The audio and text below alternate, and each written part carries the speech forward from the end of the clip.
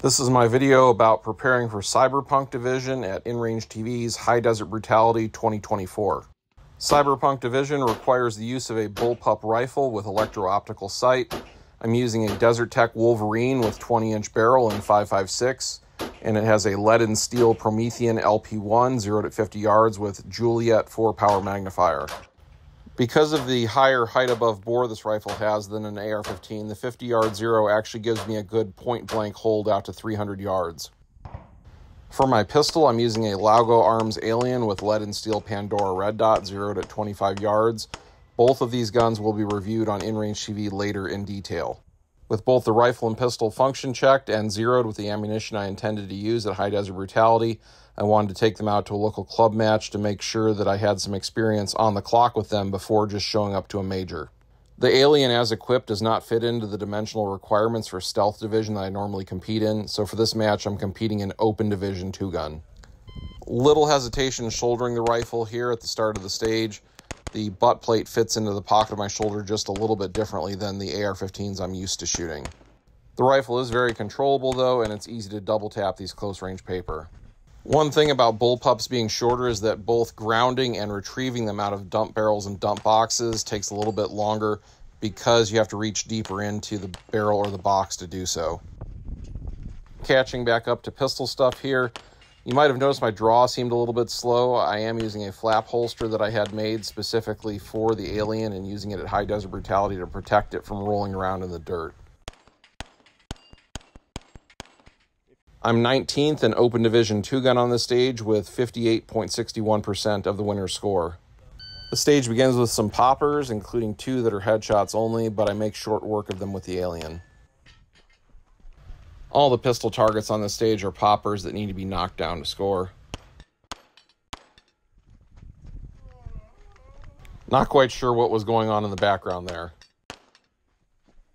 You can see what I mentioned earlier about having to reach deep in the barrel to acquire the rifle. Got some close range paper, and then there's going to be some paper out to about 35 yards from this shooting area.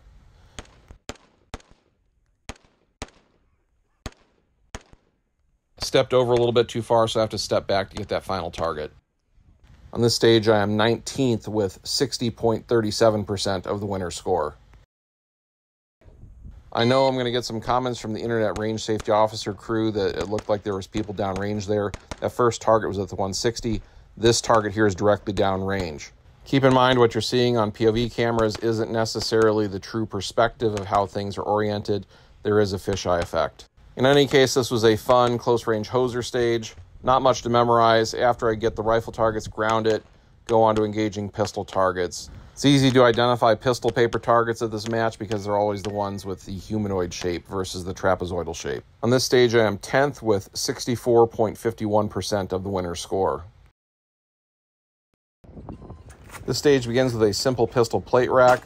Once that's neutralized, the shooter retrieves their rifle, and there are 5 steel targets that must be engaged from this rooftop prop in sequence. 2 close ones, 1 far one, 2 close ones, 1 far one, 2 close ones, 1 far one. The shooter must do this below the tape line on both the left and right sides of the roof. Intermediate range rifle shooting is probably what I'm the best at out of the skill sets tested at these matches, and this stage is the most representative of the types of stages we will have at High Desert Brutality. I'm actually surprised I cleared that first position so quickly. Now I just need to do it again. Using a new rifle, you always expect to have a bit of a learning curve, but despite this being an unconventional bullpup design, using it seems very natural to me. Again, I don't want to spoil too much of the upcoming review on InRange TV, so look for that in the very near future.